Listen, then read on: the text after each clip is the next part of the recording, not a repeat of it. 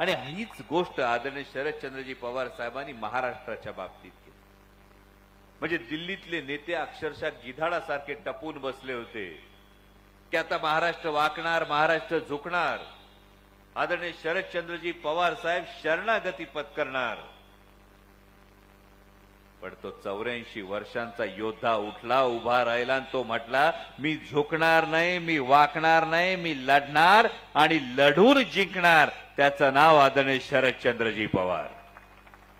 आणि म्हणून ही लढाई या महाराष्ट्र धर्माची आहे। कारण सर्वसामान्य युवकांच्या हातातून रोजगार जे गेले ते आपण पाहिले। वेदांता फॉक्सकॉन गेला, टाटा एअरबस गेला, बल्क ड्रग पार्क गेला, म्हणजे जवळपास 5.5 लाख कोटी रुपयांचा रोजगार आणि 6 लाख तरुणांच्या आयुष्यातल्या भविष्यातल्या नोकऱ्या या सरळ परराज्यात गेल्या। या नोकऱ्या जात असताना आमच्या माता भगिनींसाठी, म्हणजे माता भगिनी मोठ्या प्रमाणात तुम्हाला तर माहिती आहे, तुमच्यासारख्या हुशार दुसरं कोण नसेल। कारण जेव्हा लोकसभेला झाली मतांची कडकी तेव्हा विधानसभेच्या आधी 2 महिन्यासाठी बहीण झाली होती लाडकी।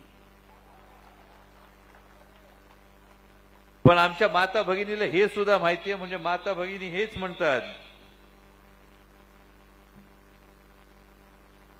की बहीण लाडकी आहे ते बरोबर आहे, पण दाजीच्या सोयाबीनला बी भाव द्या। गुजरात मधल्या दाजीच्या दुधाला 40 रुपयाचा भाव आहे, आमच्याकडच्या बी दाजीच्या दुधाला तेवढा भाव द्या, भाच्याला जरा नोकरी द्या आणि महागाई थोडी कमी करा। हे काय जमाना भारतीय जनता पक्षाला। आणि आज भारतीय जनता पक्ष जेव्हा जाहीरनामा काढतो, तो जाहीरनामा काढत असताना त्यांना वाटतं काही सर्वे आलेत। आता टीव्हीवर तुम्ही बातम्या बघितल्या असतील, बातम्यांमध्ये चालू झालेत ब्रेकिंग न्यूज, अमुक अमुक कंपनीचा सर्वे, INS कंपनीचा सर्वे, या सर्वेमध्ये महायुतीचं सरकार येणार। आतली गोम सांगतो, ही जी कंपनी आहे ना, मोठी न्यूज एजन्सी, काय इंडो एशिया न्यूज एजन्सी ना, ती Indo Asia news service, IANS नावाच्या कंपनीने सर्वे केला। या सर्वेमध्ये सांगितलं महायुतीचे 145 ते 165 आमदार निवडून येतील। आणि मी डोकं खाजवायला लागलो, म्हटलं महाराष्ट्रभर फिरलो, आता जवळपास 110 मतदारसंघ फिरून झाले, कुठंच यांचं वातावरण दिसना, आणि कसं काय 145 आणि 165 निवडून येतील। तेव्हा आपलं गुगलवर बघितल्यानंतर कळलं ही कंपनी, ही न्यूज एजन्सी मागच्या डिसेंबरमध्ये गौतम भाई अदानींनी विकत घेतली। म्हणजे टीव्हीवर ज्या काय बातम्या चालल्यात, ज्या काय ब्रेकिंग न्यूज चालल्यात आणि जे काय ओपिनियन पोल दाखवतात, याच्या मागचं गौडो बंगाल लक्षात घ्या। 110 मतदारसंघातून फिरून आलं। या सर्वेवर विश्वास ठेवण्यापेक्षा माझ्या माता भगिनींच्या सर्वेवर विश्वास ठेवा। जी माझी माता भगिनी म्हणजे खोबरं 140 चं 280 झाल्यानंतर सांगती सरकार बदललं पाहिजे।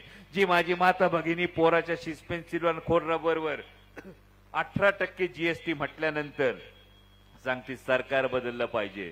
जो माझा तरुण दिवाळीला मोटरसायकल घ्यायला जातो, दिवाळीच्या पाडव्याला मोटरसायकल घ्यायला जातो, 1 लाखाची मोटरसायकल घेतली तर त्याच्यावर 28% GST भरावा लागतो।